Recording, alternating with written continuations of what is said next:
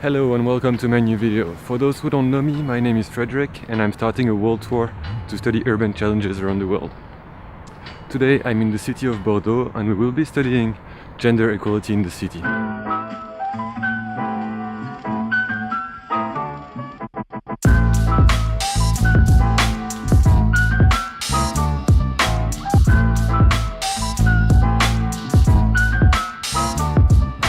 At first, when you look at the city, you think it's built for everybody, squares, streets, sports infrastructures. But when you look at it closely, you realize that public space is mostly occupied by men. Some areas of the city are totally deserted by women. Areas with a lot of coffee shops, hookah bars, basically all places with a lot of men-oriented shops, especially during night. But also leisure areas such as sports infrastructure, city stadiums, skate parks that are even 90% by men. And this is probably because 75% of the budget allowed to these areas is used for men-oriented infrastructure. This lack of movement in some areas of the city creates kind of a vicious circle. The less women there is in the street, the less there will be.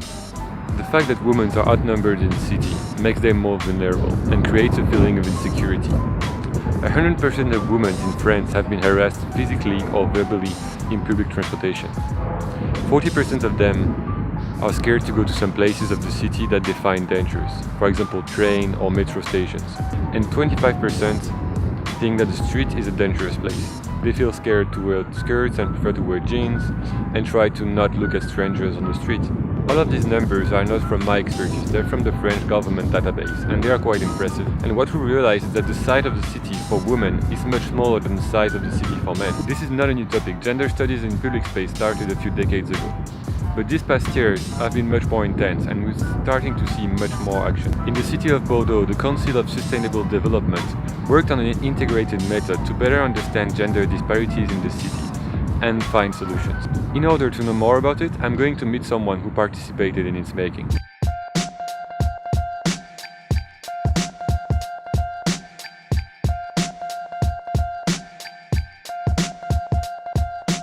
J'ai été associée en fait à la démarche HQE, donc Haute Qualité Égalitaire, du Conseil de développement durable de Bordeaux Métropole, qui à l'époque était la communauté urbaine, en tant que membre citoyenne. Donc en 2014, je participais en tant que citoyenne de la ville du Bouscat pour participer à des projets, et en l'occurrence sur le genre et la ville.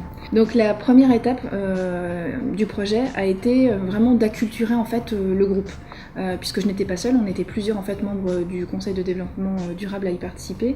Donc une première étape d'acculturation. On a rencontré à la fois des experts, des gens qui avaient déjà travaillé sur le sujet du genre et de la ville. Toute cette phase d'acculturation a permis en fait au groupe d'aborder en fait le sujet sur le même niveau d'information. Et ça, c'est vraiment l'étape préalable indispensable pour vraiment rentrer après dans l'expérimentation.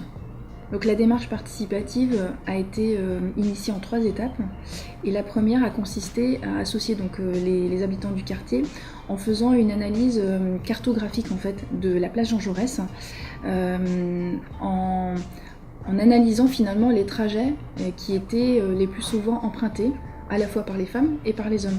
Et en fait on s'est rendu compte dès ce point de départ que déjà la place n'était pas appréhendée de la même manière, puisque les femmes avaient une approche différente avec des trajets qui étaient principalement privilégiés sur l'axe domicile-école. On est quelque part dans un certain stéréotype, mais en même temps c'est le vécu de cette expérimentation. Et puis les hommes sur d'autres types de déplacements. Donc déjà sur cette première étape d'analyse cartographique des déplacements sur cette place Jean Jaurès, on a déjà pu analyser en fait des différences. L'autre étape a été de vraiment vivre en fait la place au travers d'une marche exploratoire basée en fait sur ce qui avait déjà été initié au Canada. Donc on a accompagné de la même manière les groupes non mixtes, les femmes d'un côté et les hommes de l'autre, et on a pu quelque part vraiment sentir la place. Et là de la même manière on a vu des différences. L'étape suivante de notre projet a été donc d'accompagner les groupes sur la place rêvée, tel qu'ils pourraient en fait l'imaginer, s'ils avaient finalement ce pouvoir de construire la place Jean Jaurès telle qu'ils le voudraient. Et en fait, l'exercice a consisté de nouveau donc, à appréhender des groupes non mixtes, femmes d'un côté, hommes de l'autre, avec des exercices en fait de scrapbooking. On leur a mis en fait du matériel à disposition, des feuilles, des feutres, des images. Et en fait, ils ont pu faire ce collage en fait et proposer finalement une projection imagée de la place telle qu'ils l'avaient rêvée. Et là aussi, on a pu voir évidemment des différences avec une approche femme et une approche homme.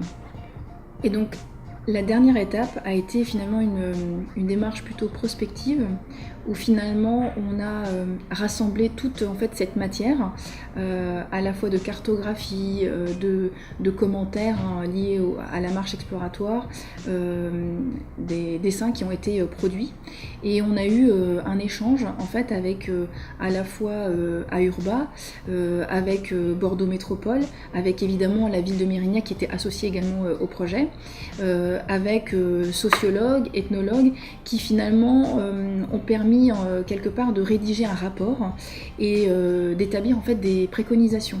Les préconisations, l'une que moi je retiens plus particulièrement, c'est finalement d'associer les acteurs en fait qui construisent la ville de demain et notamment en les formant justement sur cette approche du genre dans la ville pour que demain, lorsqu'on réaménage une place, lorsqu'on construit un quartier, qu'on soit architecte ou qu'on soit urbaniste, on puisse intégrer finalement cette question du genre dans le dessin finalement de la place ou de la ville, du quartier, pour que finalement chacun y trouve sa place. Puisque finalement c'est bien ça l'objectif, c'est que quel que soit notre genre, qu'on soit homme ou qu'on soit femme, que finalement on puisse avoir une approche de la ville de manière égalitaire.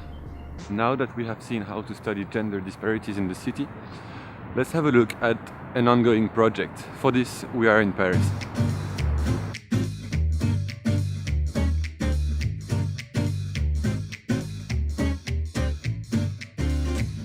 At the moment, 7 squares of the city are being renovated to make them more friendly, more inclusive and more sustainable.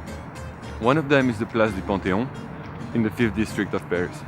The city of Paris asked a group called Les Monumentales, composed of architects, urbanists, sociologists, anthropologists, to carry a study and occupy the area in order to question what type of use could be introduced in this area. What type of furniture, what type of infrastructures. The study started at first with an analysis similar to the one that we've seen in Bordeaux. Mapping, meeting with the people, counting. Then for a few months the square became an open laboratory. Different types of infrastructures were tried, table, benches. The idea is to let people choose what they wanted to do with it and not give them a specific usage. For example, people can sleep in it, sit, eat, study, work, or just simply chat with friends. The goal is to create inclusive space and furnitures that are made for everybody, men, women, children. The project is now very successful and is used all year and all day long, and is totally mixed. So why this place is used by so many women? Well, first because they were involved in the project, and second because this multiplicity of use is attracting a lot of different type of people all day long. That creates a feeling of security for women.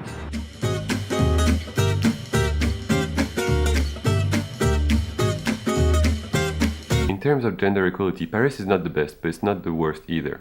Some cities created guidelines, manuals, policies for planners to make cities more equal. Cities such as Vienna, Montreal, Paris. The city of Vienna has been addressing the issue of gender-sensitive planning since the 90s.